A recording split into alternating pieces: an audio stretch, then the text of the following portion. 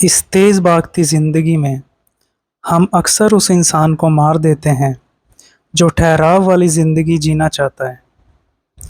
और जब भी हमें वो मौका मिलता है तो हम सब कुछ छोड़ छाड़ कर कुछ ऐसी जगह ढूंढने लग जाते हैं जहां हमको मन की शांति मिल सके। तो ऐसी ही कुछ जगहों पर आज हम आपको लेकर चलते हैं। तो चलिए चलते हैं इस सफ़र की ओर। इसमें पहले नंबर पर आता है कशिश रेस्टोरेंट एंड फन पार्क।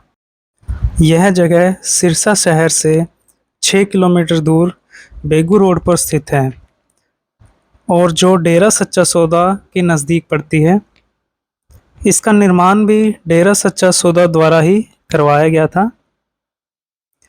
तो चलिए इसके अंदर चलते हैं और देखते हैं इसके अंदर की कुछ खूबसूरत तस्वीरें।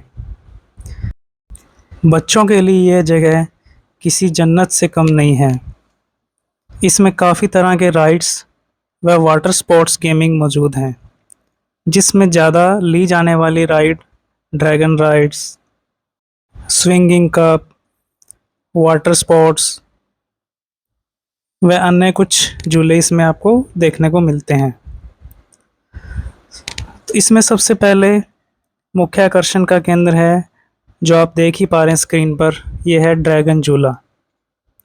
यह झूला लगभग 25 फीट ऊपर तक चला जाता है और इसके ऊपर बैठते ही आपको एक अलग ही एडवेंचरस का अनुभव होता है। इसकी फ़ीस भी मात्र 50 रुपये है, जिसको देकर आप ये राइड्स ले सकते हैं। बच्चों में यह राइड काफ़ी एडवेंचर से भरी हुई और काफ़ी पॉपुलर है, तो बच्चे इस राइड को लेना काफ़ी पसंद करते हैं। इसके बाद दूसरे नंबर पर आती है वाटर स्पोर्ट्स एक्टिविटी।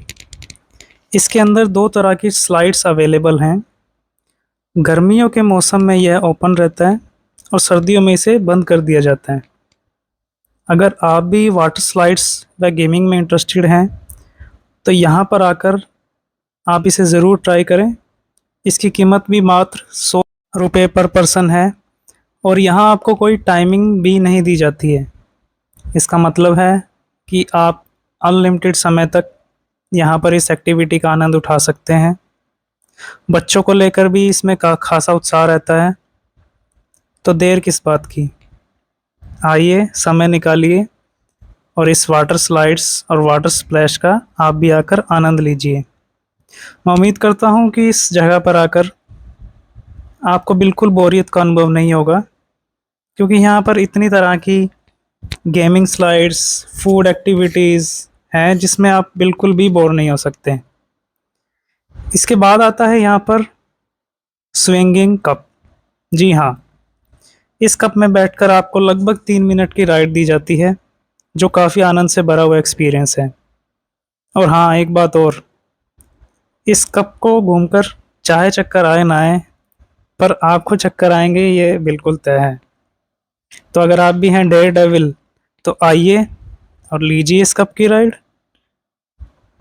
इस राइड की टाइमिंग भी पूरे 3 मिनट की है और इसका प्राइस भी 50 रुपये पर पर्सन है। और मैं आपको सजेस्ट करूँगा कि आपको इस राइड को यहाँ पर आकर ज़रूर अनुभव करना चाहिए। ये भी आपका एक लाइफ टाइम एक्सपीरियंस रहेगा। दोस्तों, इस रेस्टोरेंट की ख़ास बात यह है कि यह पानी के बिल्कुल बीचों बीच बना हुआ है और इसका ग्राउंड फ्लोर भी पानी से पूरी तरह से कवर्ड है। इस रेस्टोरेंट के चारों ओर मौजूद पानी में आप बोटिंग का मज़ा भी ले सकते हैं। जी हाँ, इसके अंदर आपको बोटिंग कराई जाती है और इसके चारों ओर आप बोटिंग का लुत्फ़ उठा सकते हैं।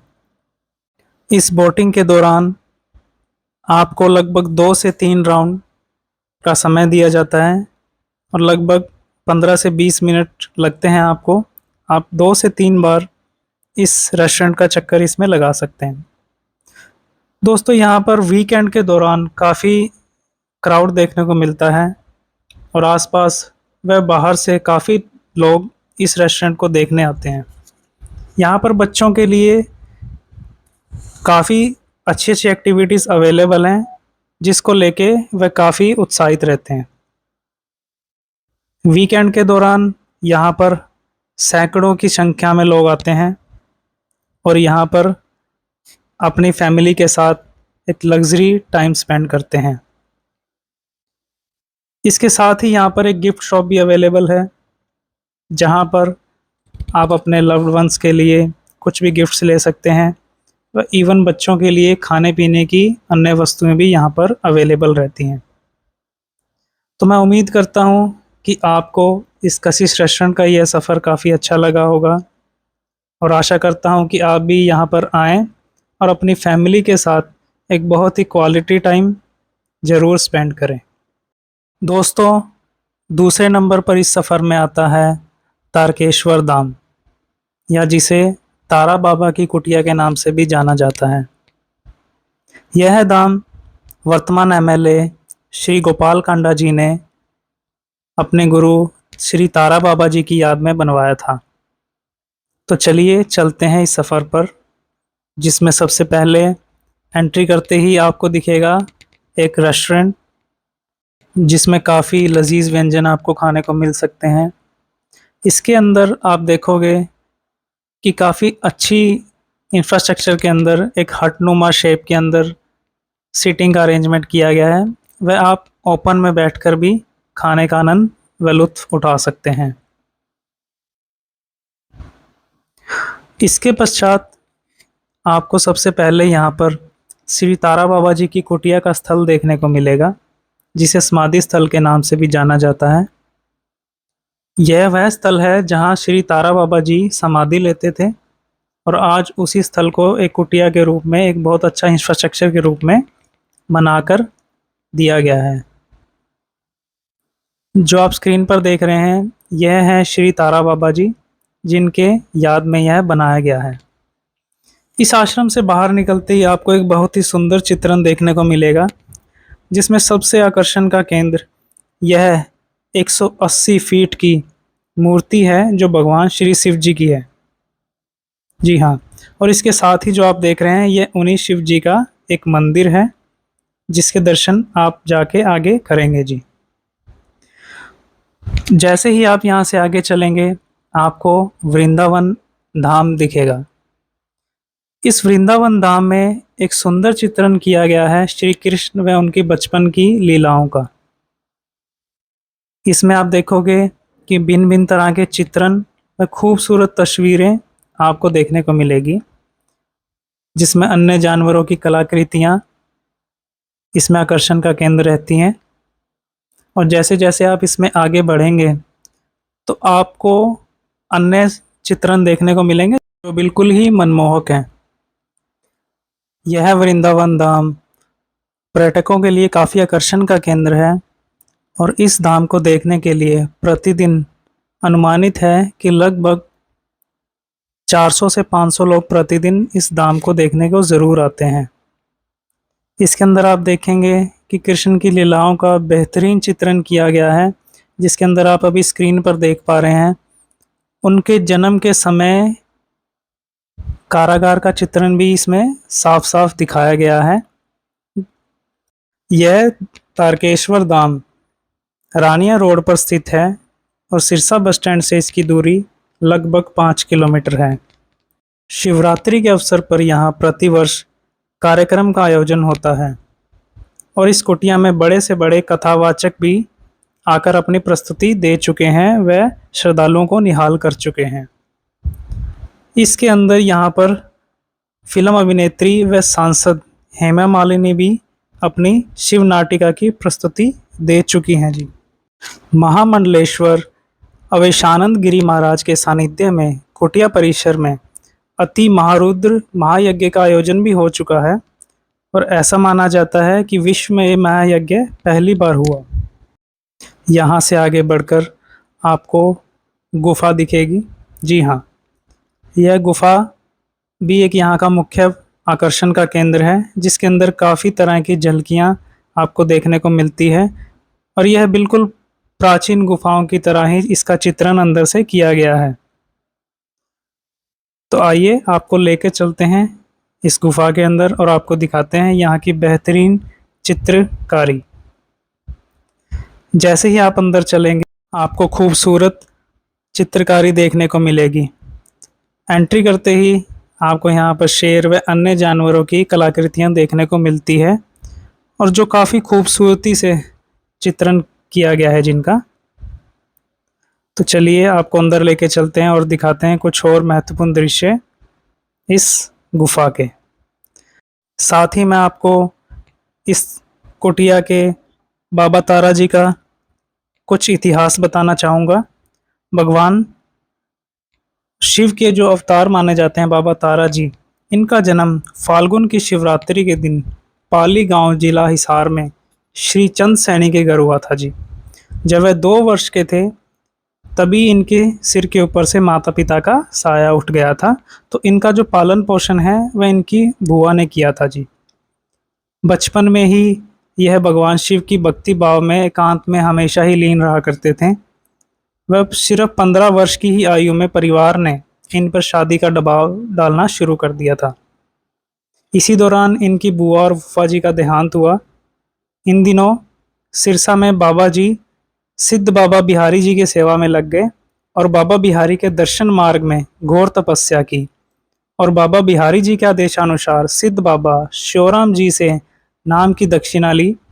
इसके पश्चात बाबा जी सिरसा छोड़कर हिसार के पास बाहर बीहड़ जंगलों में चले गए और वहां इन्होंने घोर तपस्या की। और इस दौरान गांव रामनगरिया के निवासियों ने हिसार के बीहड़ में जाकर बाबा जी की तलाश की और सभी ने बाबा जी से पुनः सिरसा आने की प्रार्थना की। बाबा जी ने अपने सेवकों की प्रार्थना पर विवश होकर पुनः सिरसा में आकर अलख लगाई और लगभग 60 वर्ष पूर्व रामनगरिया गांव के जंगलों में अपनी कुटिया बनाई।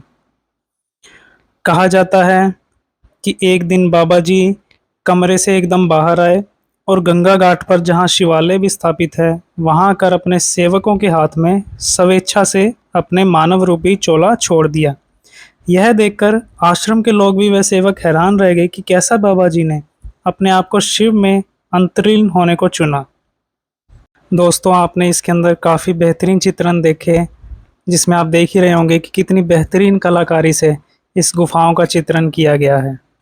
और यहाँ पर जैसे कि आप स्क्रीन पे देख पा रहे हैं भगवान श्री गणेश जी की सुंदर प्रतिमा का यहाँ पर चित्रण किया गया है।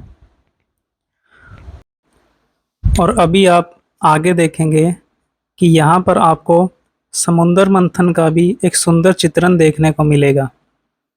ये जो चित्रण आपको दिख रहा है ये समुद्र मंथन का है। जी हाँ, जो इतिहास में समुद्र मंथन का जिक्र है उसकी एक सुंदर प्रतिबिंब यहाँ पर बनाया गया है। इसके सामने आपको यह शिव मंदिर देखने को मिलेगा। यह शिव मंदिर एक ऊंचाई पर स्थित है और इस मंदिर से आप पूरे तारकेश्वर धाम का व्यू भी देख सकते हैं। यहाँ से आपको काफ़ी खूबसूरत दृश्य देखने को मिलेंगे जिसमें इस पूरे तारकेश्वर धाम का नज़ारा भी आप देख सकते हैं। शाम के समय पे यहाँ पर पर्यटकों का आना जाना काफ़ी रहता है।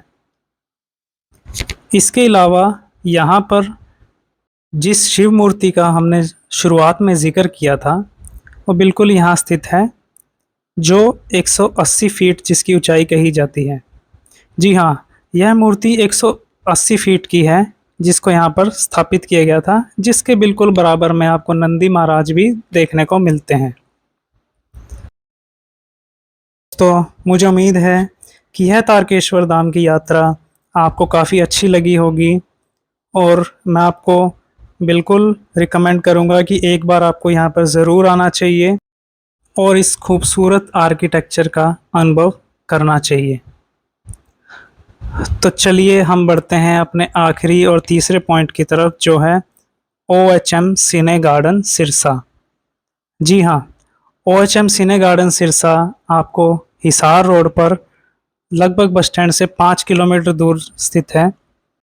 दोस्तों, यहाँ पर आपको फ़न के सभी साधन मिलेंगे जिसके अंदर आप यहाँ पर मूवी देख सकते हैं, यहाँ पर स्पोर्ट्स एक्टिविटीज़ कर सकते हैं और यहाँ पर शॉपिंग कर सकते हैं।